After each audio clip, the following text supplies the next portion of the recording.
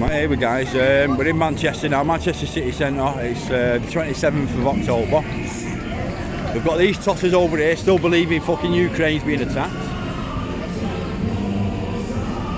I'm here with some of the BBC crew.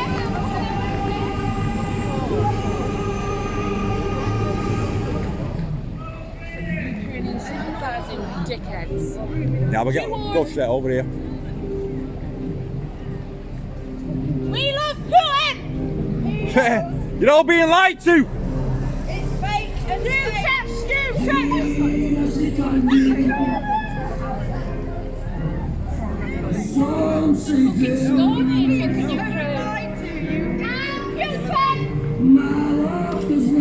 get rid of the baby factory! Woo! Guys!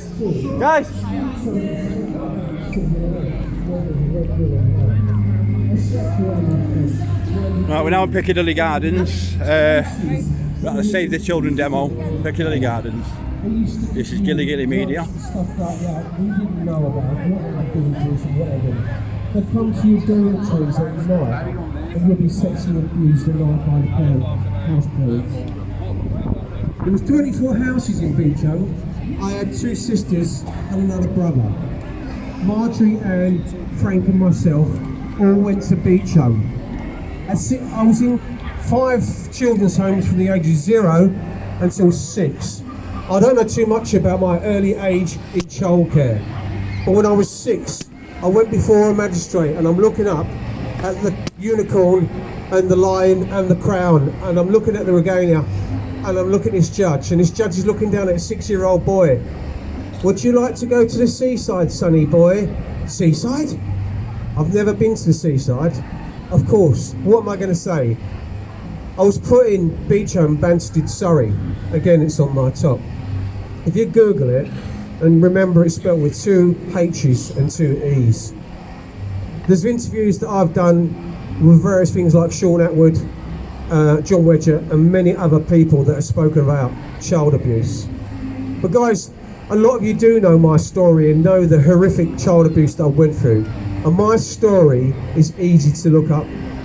My sisters were abused in these cottages. I was in 3 very abusive cottages out of 24. I've got 2 sisters and another brother. If you said that was another 3 cottage where they were abused. I've got a fellow BeachHolmer with me today who's never ever spoken at a rally. I want to give Sue a chance to speak. She's never ever done this before, guys. Please encourage Sue, because I'm going to tell you something now. What they've done to this woman is horrific. Sue, would you like to come here? Come on, Sue. Be brave.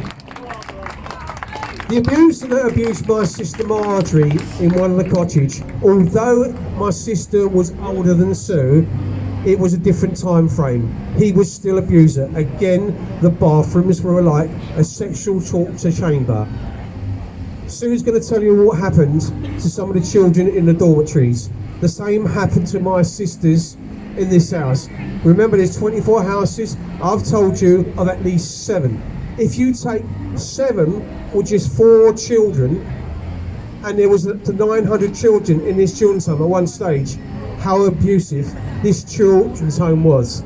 I'm going to give Sue the floor, guys. Please put your hands together for Sue Peak.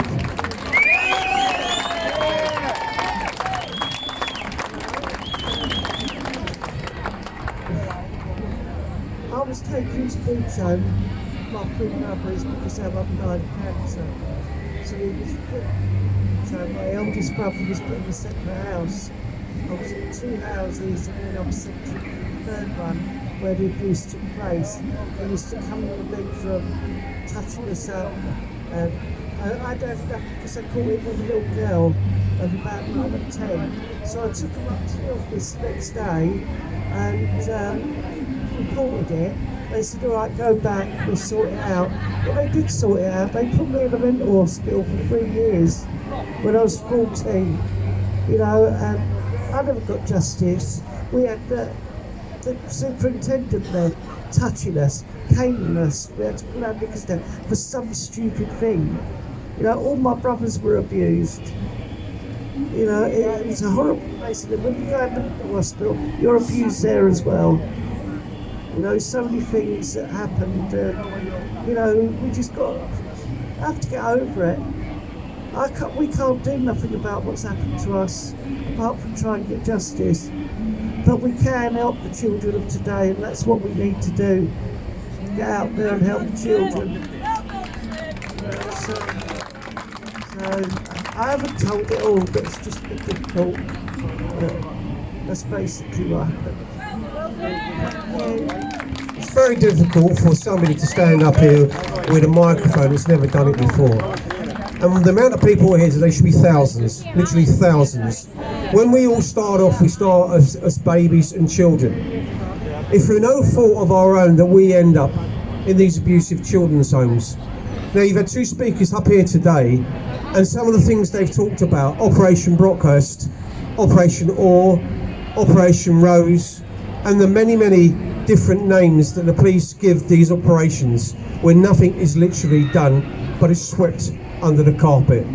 They spent millions on investigating child abuse at BeachHolme.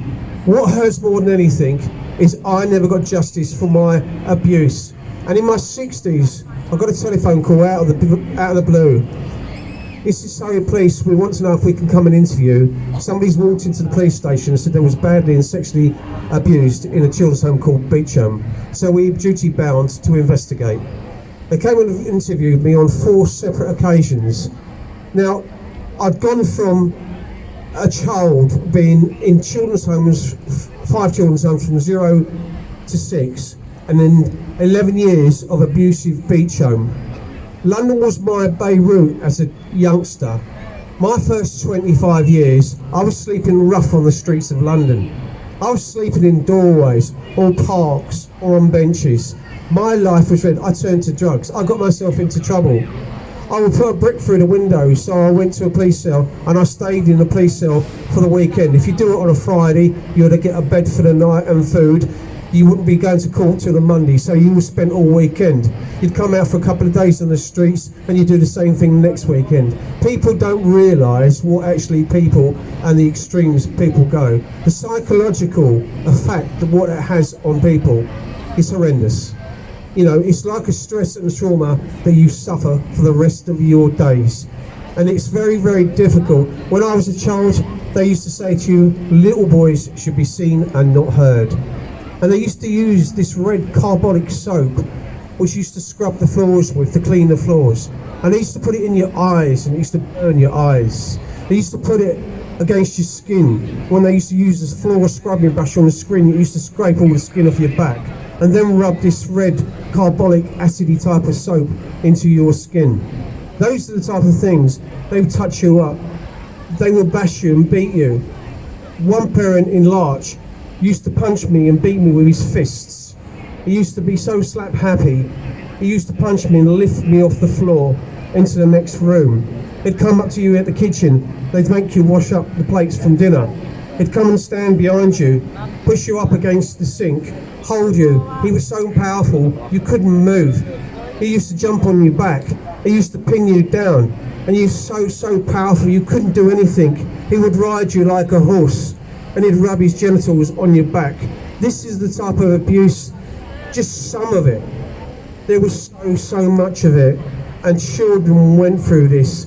And for the system today, with social services, the court solicitors, every single thing on governance, why nothing's done about it? He had the likes of Tony Blair putting a 100-year rule on children so they couldn't get access to their childcare records. 100-year rule. Let's hope they die off so they don't get a chance to see their records. When you get your records back, they're redacted, they're altered, they're changed, they're mixed out. You'll never know the truth because it's been altered, fabricated and altered. You try taking it to court, they're all part of the same system. They're all part of a corporation that money makes money, children make money. They say children now are the new drug. They say a child you can use 100 times, a drug you can use once. And children are the new currency, and it's just so horrible to stand here and go right around the country telling people of how children are being treated, and yet nothing ever gets done. When you look at all the places around the country and the amount of children's home, you look at the posters around you, you look at the Melanie Shaws as well, because they spoke out about their child abuse, they were locked up and incarcerated for speaking out. A lot of people that do that, the police come after you, or social service come after you, they will try and hunt you down and try to stop you from speaking out, because they don't want the truth to happen, they don't want the truth to be known, and they don't want the truth to be told. Why do they have to keep coming back to you and bringing up their old skeletons and picking up their septic wounds when children have been through enough? Thank you, guys.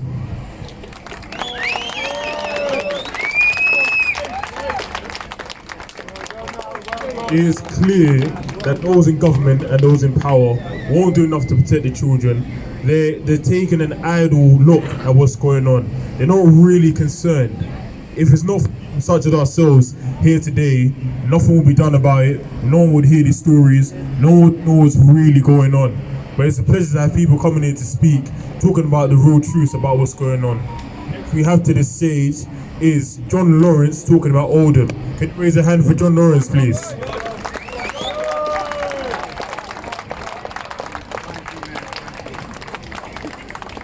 Cheers, thank you everyone. As you know, there's been a child sexual exploitation scandal in Oldham.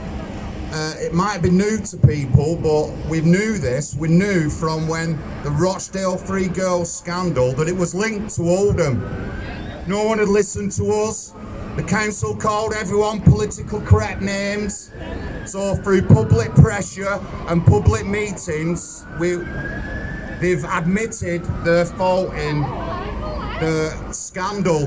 But I mean, 3 months ago I was contacted by one of the victims, and she said she was seeing the police the next day or talking to the police, and I knew what was going to be said to her. So the next day she contacted me and said, John, they made me out to be a prostitute, they made me out to be a criminal and a drug dealer, and she just feels let down by the system. But these are the things that we hear all the time. This isn't just in Oldham, Rochdale, Telford, Rotherham, everywhere where it's happened, that's how the police treat the victims, and that's what the police said to them. And it's just not good enough. We've never had any accountability for child abuse in the UK. Whether it's rape gangs, historical home child abuse, Rochdale, Woldview, there's never been any accountability. So how are we supposed to show people that can't do that to our kids if we don't hold people to account? So going forward, we all need to speak up, keep speaking up, and keep putting public pressure. We have a nurse question time, and Andy Burnham got for an hour of child sexual exploitation. And these question times are coming again. You can speak to the mayor, you can speak to the chiefs of police, which I will be doing over the next year, and I'll be calling them out. All this is all recorded out, stuff like that. So accountability. Accountability.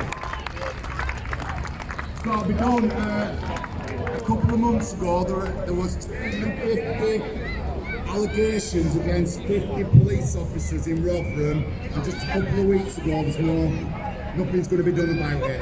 None of these police are going to account. You could search all this stuff online and it is all true. Councillors in Oldham Council, right now, the people who supported Shafir Ahmed still on the council. Nothing's happened. Nothing gets said to her. Nothing gets done. These people should have convictions and be sent to jail. That's what it should be. But again, it's up to us as members of the public to put pressure on our councils in public meetings, the Mayor of Manchester, the Chiefs of Police, to get this out. Thank you very much.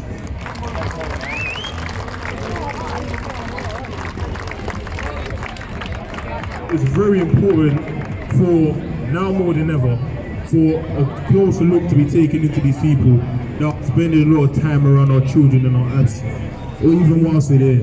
It's important that those, the police, the councillors, those in government, are being properly vetted to make sure that they're not at risk for the people and the young youth that they're being put around. It's now more than that we need to make sure that these people are taken out, removed entirely, and don't have any access to any of our children to keep them safe.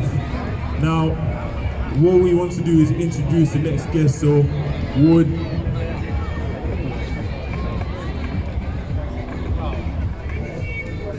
Brian, would you mind coming to the stage views for us?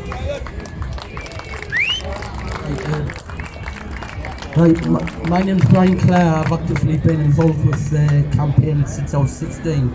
I'm 52 now. The police operation was Operation Rose, which was in the northeast of England, which at the time for England was the biggest case of its kind. So what I'm going to do is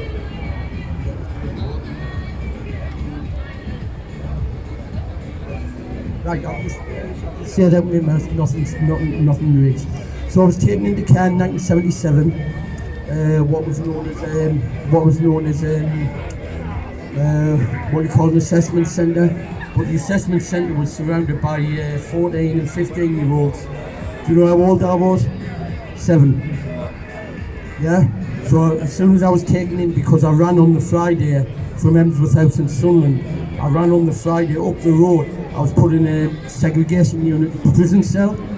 Now obviously they had prison cells in children's homes in 1977. I was raped within a week. Now I spent the rest of my life, including to this day, hunting every single paedophile down in this country. Some people might say that why do you do that? Well, it's obvious to anybody, isn't it? It's obvious to anybody with children, without children. We are living in, when it comes to children, it's only us parents, it's only us the real people who actually care.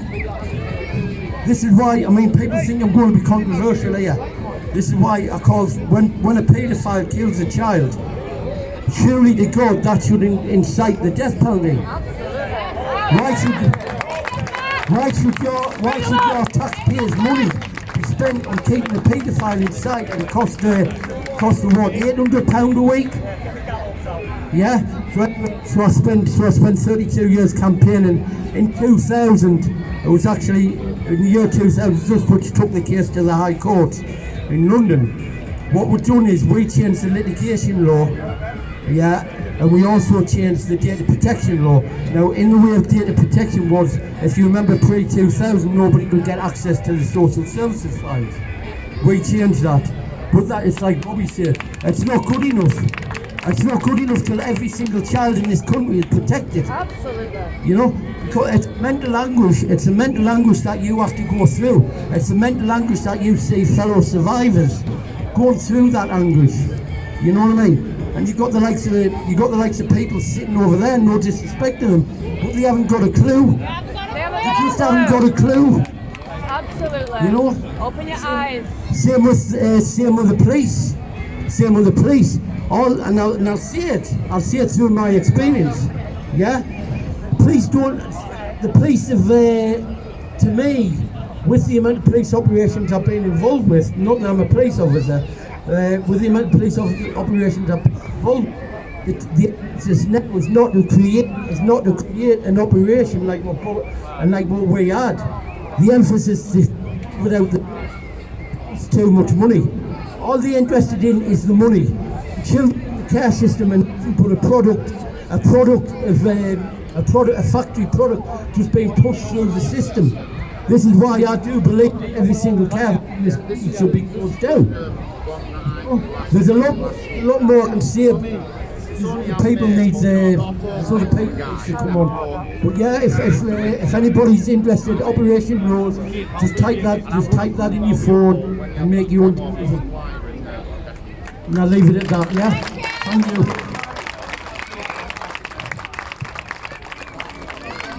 So that was Brian Clare, a survivor, who was just with his story. Can we raise a hand for Brian Clare one more time, please? Yeah. No, just recording. I can't go live, I How keep we've getting got banned somebody, everywhere. because it's not bad apples inside it. We've got Claire, who is a counsellor who's been seeing things from the inside. Can we raise a hand for Claire who's coming to the stage now, please? Colette, sorry. Raise a hand for Colette, please.